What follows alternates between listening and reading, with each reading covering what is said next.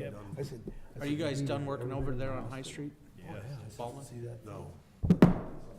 No, the bottom tree, Yeah, do, okay. Has to be I didn't done know what all you guys were subbing. the structure went in last week that were, it's a lot bigger than I thought. Huh? 7? Gina's on, we're ready. You ready, Sheriff? Here we go, guys. Regular meeting of Washington, Missouri City Council, Monday, March 2nd, 2026, 7 p.m. Bear? Here. Briggs? Coulter? Here. Hydrich? Holtmeyer? Here. Petke? Here. Pepsel? Here. Solentrop? Please flash pledge of allegiance. I pledge allegiance to the flag of the United States of America and to the republic for which it stands, one nation, under God, indivisible, with liberty and justice for all.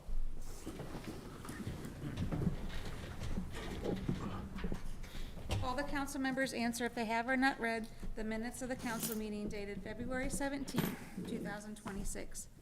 Bear? Yes. Coulter? Yes. Holtmeyer? Yes. Petke? Yes. Pepsel? Yes. Solentrop? Yes. Motion to approve. Second. Motion by Happy, and second by Coulter to approve. All those in favor say aye. Aye. Passes. Approval and adjustment of agenda, including consent agenda. You have the change order number 1, Riverfront Trail Connection Project Phase 2, Area 1, and flag plaza lighting. Motion to approve. Second. Motion by Patke, second by Bear to approve the, consent. All those in favor say aye. Aye. Opposed? It passes. Public hearings, code change R2 two-family residence district. Yes, good evening, council. This is a long time coming, I would say. I've been working on this ever since I started with the city. And these code changes are to address a myriad of issues we've been having with the R1C single-family attached zoning district, but we're doing it through the duplex zoning district. So I'll go ahead and kind of get into a little bit of history here, and we'll get to the changes as they stand. So the R1C zoning district is the city's zoning district for single-family attached units. And the reason why we have this zoning district is after the mortgage crisis, banks did not really have not enjoyed financing owner-attached condos. They are just not a fan of it. They get worse rates than attached single-family homes, and we'll kind of get into the differences of those on the next slide. And so the thought at the time was we wanted to create a zoning district with larger lot sizes to maintain some of the same standards of single-family zoning. So anywho, this district has one-sided zero lot line setback and a 6-foot setback on the side and a 10-foot setback on the other side. So getting into some of the differences between duplexes and attached single-family homes. Duplexes are what we currently allow in the R2 zoning district. So a duplex is a structure with 2 dwelling units on one parcel of land. One owner owns, or an association, a condo association, owns the underlying land of a duplex, and the individual units can be sold, rented out, while the original owner / condo association possesses the underlying land. And even though they often might look the same, an attached single-family home is different from a duplex because each home is on its own lot. And the lot line runs down the middle of these 2 homes. Whereas a duplex, both homes are just on one lot. And the owner only owns the structure itself and not the underlying land. So for an attached single-family home, and yeah, there can be more than one unit on that is attached to each other for an attached single-family home, whereas a duplex is just 2 homes next to each other. So similarities, these look the same. It's just kind of how they're divided up. They have shared walls, shared roofs, and no shared entrances. So getting to some of the issues that we have seen with this zoning district, minimum lot size. So when people will want to dissolve a condo association because, for the financing, the minimum lot size is too large. So, for example, in the R1C zoning district, the minimum lot size is 6,000 square feet. In the R2 zoning district, we require 12,000. 12,000 square feet in the broader R2 district.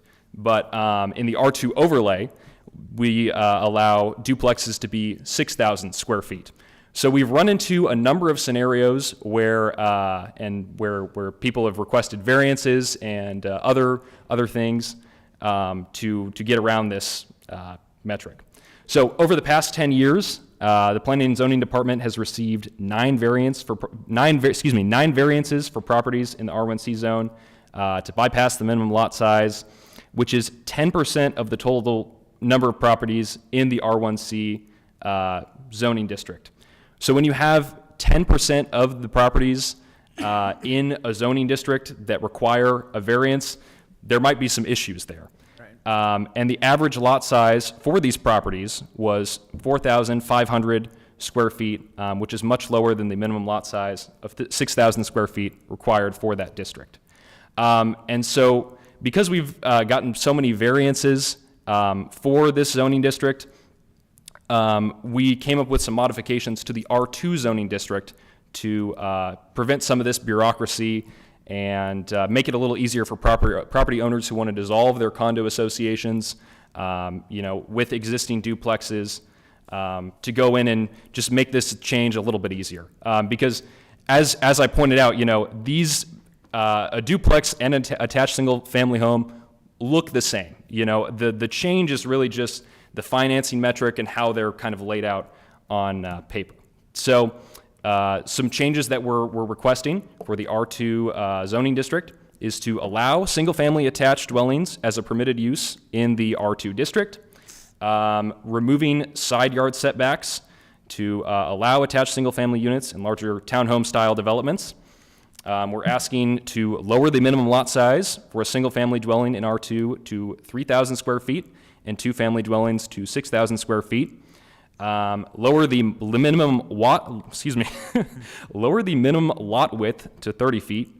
And what this effect will have is when a duplex owner in the R2 district wants to dissolve their condo association and have their home on their own lot instead of on a shared lot, this will, instead of needing to do a rezoning and a subdivision and potentially a variance because of how large the minimum lot size is in the R1C district, now they will only have to subdivide in most cases. And so visualizing this a bit for you, this is a zoning map of the zoning districts that we're talking about here. So you can see the R1C is in orange here, and it's kind of spread throughout. And it's been, no one has really come into the city of Washington and said, I want to do a R1C development. It's kind of just as time has passed and people have wanted better financing opportunities, they've applied for this zoning district. And as we mentioned, as people have gone through and requested this zoning district, that's when those variances have been popping up. So there's around 105 total properties in the R1C zoning district, and about 10% of those have variances. So we want to eliminate that in the future and move forward with that. And this next map is just pointing out the current vacant lots in the R2 zoning district. So we've got about 8 or so lots. One of these is this lot down. Let's see. This lot down here is currently in Planning Commission. KJU has submitted a planned development for that lot, so that lot will soon not be developable pending on approval. So these are the places where you could see 3,000 square feet attached single-family homes if the property owners wanted to do that. If I can, Aaron, if yes, I can absolutely. interject. I asked Aaron to go ahead and provide this map. At the time when we were looking at trying to deal with what the banks were, felt they were limited with in financing these lots, and we went with this R1C, a concern at the time from the Planning and Zoning Commission was they did not want some developer to come in and request lots that were less than the size that were there. So now we're at a point where we've seen how many of these have been done, and they have less concerns. In short, they have less concerns about that, because in theory, if you make this code change, just so you understand, somebody could request R2 zoning. Correct. And do a single-family unit on only 3,000 square feet. So they could do that. So that's why I asked Aaron to kind of highlight the areas in town where you still may see something like this. This does not take into account that if somebody would buy several blocks, or a block or a half a block, or, and then tear down the existing homes and then want to put something back up.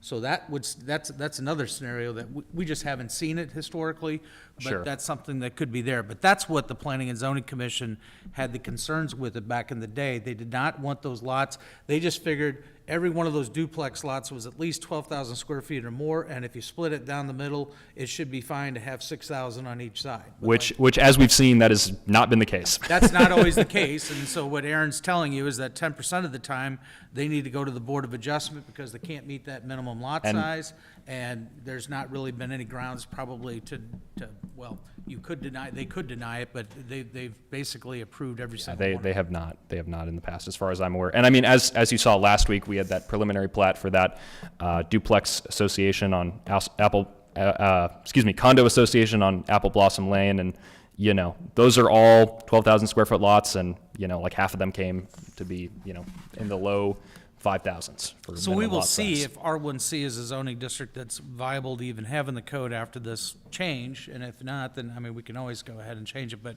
I just wanted you all to be aware of that you could take R2 zoning on a developable piece of ground, and if you start seeing it and say, hey, wait a second, how come they're putting these on, each unit's only needs 3,000 square feet? It would be because of this change.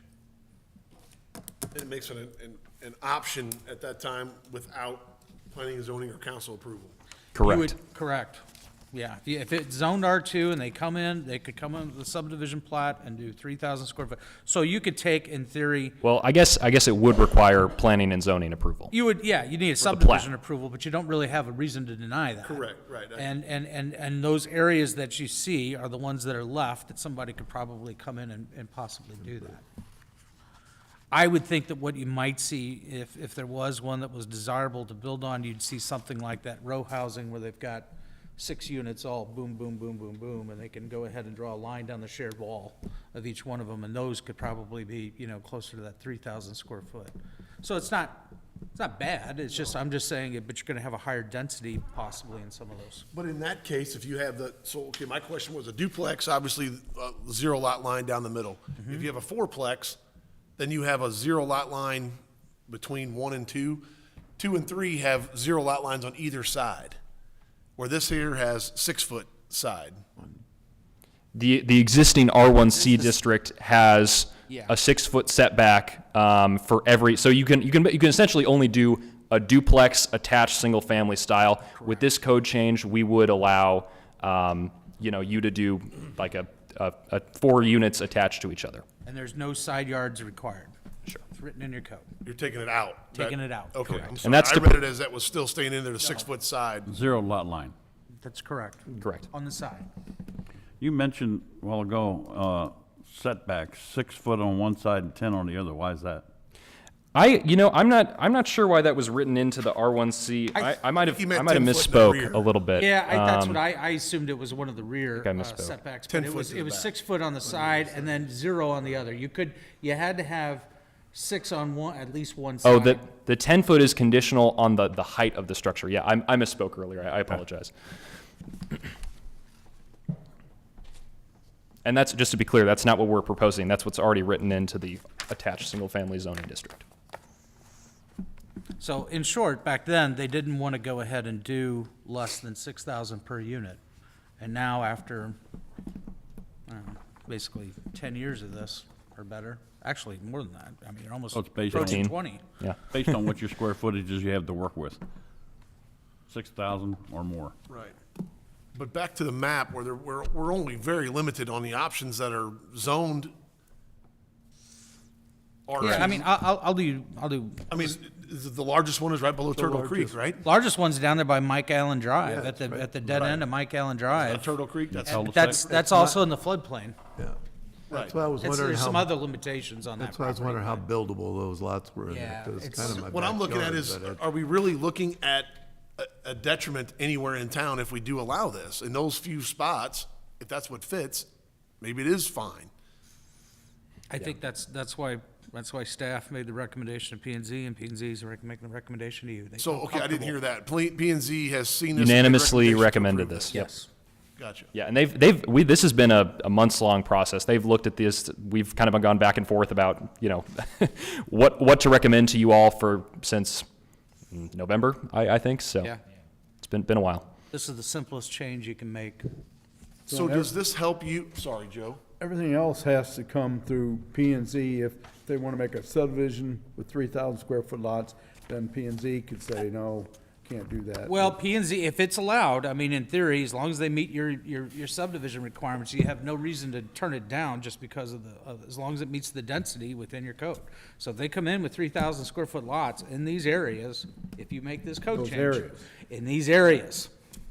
Yeah. If they wanted to go ahead and take another piece of property that's zoned some other zoning district and they wanted to go to this, staff's gonna make sure that you're aware of the fact, here's the density requirements and how dense they can. go Yeah, ahead and make it. depending on where that piece of property is, we would recommend, like if it's in the middle of, an area that's zoned completely single family, we would recommend against rezoning that because that's against our future land use map. So it's, it's pretty much anywhere that you see on this map that is already zoned anywhere on this map or anywhere, slightly adjacent to this map, we would consider, that would be, So it won't be yeah. spot zoning or whatever. No, I mean, like he's saying, if it's next to any one of these areas already and then they applied for it, well, then you could. there might be a case. It's There case could by be a- case there- basis. There could be a very good merit case to go ahead and rezone it possibly or whatever, but just be aware of the fact that this is what the density could be. And how does this help that duplex owner that wants to now establish two that have a That's zero where I lot think line? this absolutely helps, so. Yeah, we you don't do not have I to- don't have to go Right. get a variance on top Right. of rezoning on top of I just want to hear it everything said, else. that's all. Is that- Correct, correct. That's been it slowing easier down the for what you have transition so of someone buying a property for several of the things that have come in front of us. Correct. You know, I Absolutely. mean, there's times where if the Board of Adjustment wouldn't have approved one of those, you wouldn't have even had a rezoning to even consider. Because they wouldn't have been able to go ahead and do it because they wouldn't have had the variance. So. Right. Yep. So now the sale of a duplex, zero lot line split to two people buying it separate, wouldn't even come to council. Only the subdivision. Right, Yep. right. And again, we've done numerous ones of those, and there's no holdup as far as I'm concerned. Just want to make Well, sure. by the time it gets to us, there's no holdup. The point is, everything Yeah. that they have to do at P and Z and variance and everything to I get it understand. to us is Right. what's killing Sure, the sale. sure. or, you Right. know, Or dragging out extending the time to process, yeah. close and that Yeah, type of we're kind of dragging our own feet. We're kind of impeding ourselves with this. So with these changes, we would kind of get out of our own way to allow these folks to do what they want with their property. So. That makes Public sense. hearing. Yeah, it's a public hearing, so he's gonna ask any. Folks, this is a public hearing. Anyone in the audience would like to come up and talk about this, please feel free. Jumping out of their seats. Seeing none, Guys, I'll any make a more motion to questions? accept it in the minutes. Second. Motion by Bear, second by Pat Heath to accept in the minutes. Any further discussion? All those in favor say aye. Opposed? It's accepted. An ordinance amending section 400.080 in chapter 400, attachment I of the Code of the City of Washington, Missouri. Holtmar. Introduced by Holmeyer. Any further discussion, guys? Second reading, Sherry. An ordinance amending section 400.080 in chapter 400, attachment I of the Code of the City of Washington, Missouri. Coulter? Yes. Capsule? Yes, Solentrip, Yes. Altmeyer, Aye. Bear, Yes. Petke. Yes. By your vote, ordinance 3B passes. Next. Citizens' comments? Anyone in the audience would like to come address the council? Now's your chance about whatever is not on the agenda. Thank you.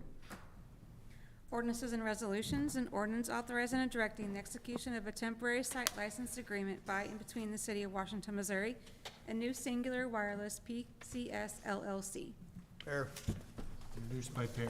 This allows better reception out at the fair. We do it every year. This is the same lease agreement we do every year to get the cows and sell on wheels out at the fair. Questions, discussions? Is it permanent? Do what? It'll be permanent? No? No.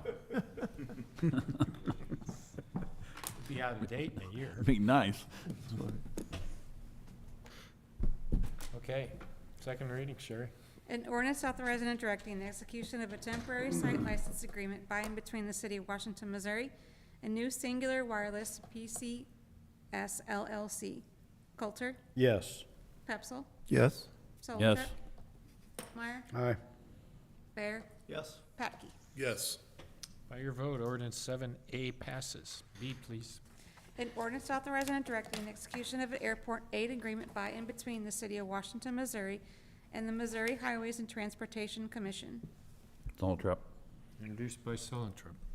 So this is kind of a unique situation here. So our 2023, 2024 new hangar out there at the airport, I guess we had not received all of our reimbursement for that project, and when MoDOT was doing an audit, I guess recently here, they realized that there was $267,000 still that could have been reimbursed to the city.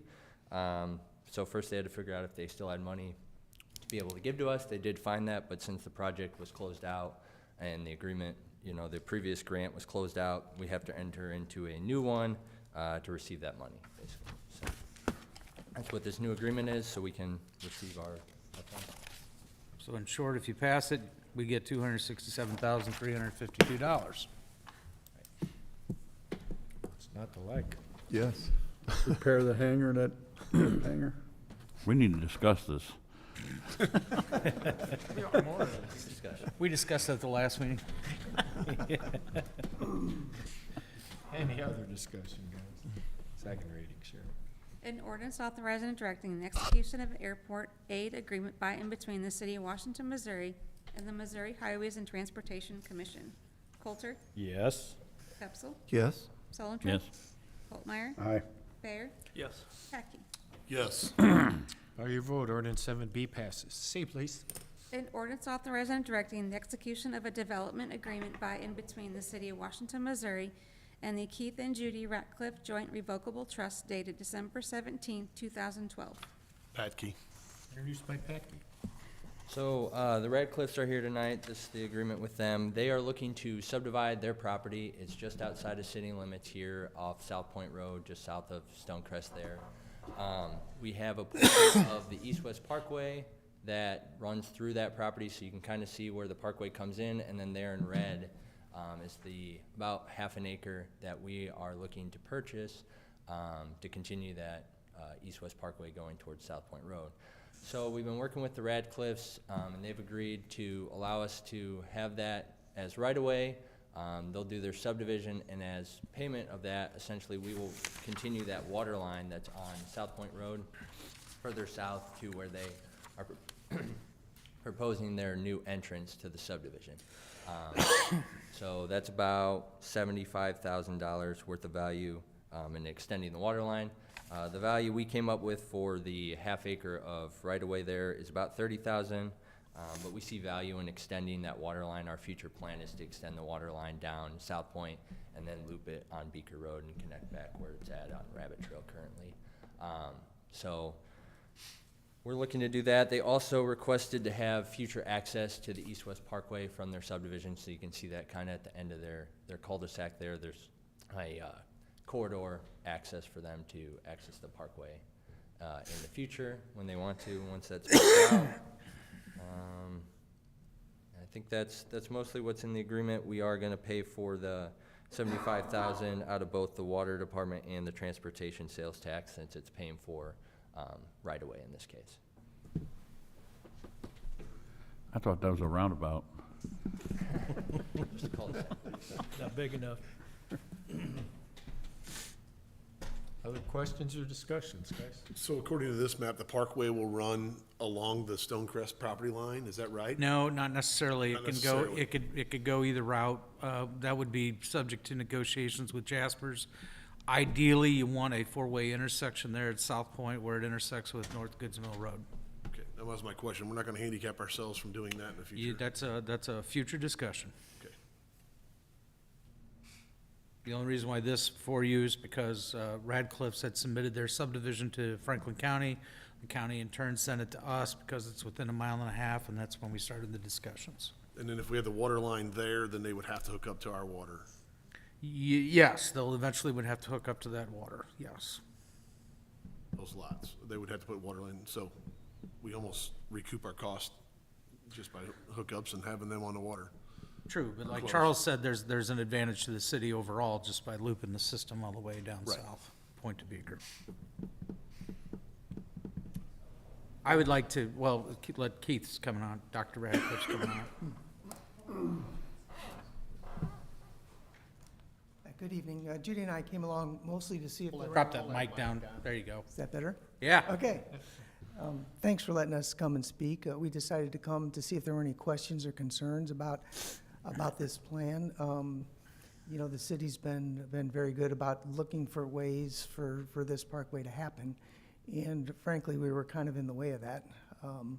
This does give us some value for cooperating with the city. And if there's any questions, I'd be happy to answer them. It's fairly straightforward, actually. If there's not any questions, I would like to thank Keith and Judy for their time and meeting with us and working with the city to go ahead and make this as you know, as we've said all along, there's no need for that corridor until there's development. And, you know, so when development does happen or whatever, we want to be able to go ahead and utilize it piece by piece. It's going to take a little bit to go ahead, and obviously we got more work to do with Jaspers at a later date, but still, thanks, you know, for them sitting down and trying to work out this agreement. I think both parties are happy with what we came to. I would agree. Good luck. Thanks, Doug. Thank you. Further discussion, guys? Second reading, Sherry.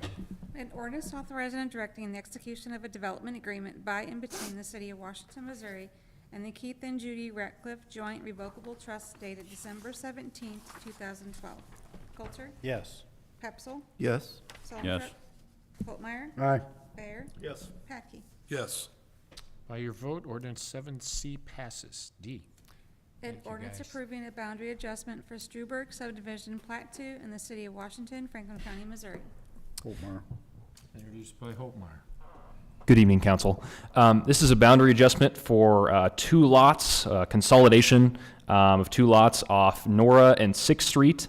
The applicant owns both lots and just wants a bigger lot.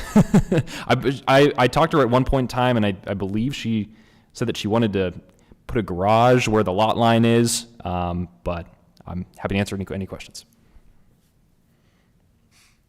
Their property, they're gonna do it. Yep, amen. Okay. Second reading.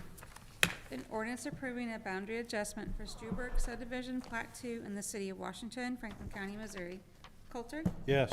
Pepsel? Yes. Soltrop? Yes. Holtmeyer? Aye. Bear? Yes. Patke? Yes. By your vote, ordinance 7D passes. Mayor's report? Is Tim still here? Sounds like the fire station's gonna open the last week in March sometime. I bet you guys would like to be there for the grand opening, so we'll make sure you get an invite. I would just like to say, in your prayers, please include the men and women who are at the tip of the spear over in Iran right now. They're putting their butts on the line. Agree or disagree with whatever's going on, they're the ones that are risking everything. So please keep them in your prayers. City administrator's report? No report. council comments? Nothing? If nothing, Motion to adjourn. thank you. Hey, everybody in favor of that, say aye. Thank you. We're done.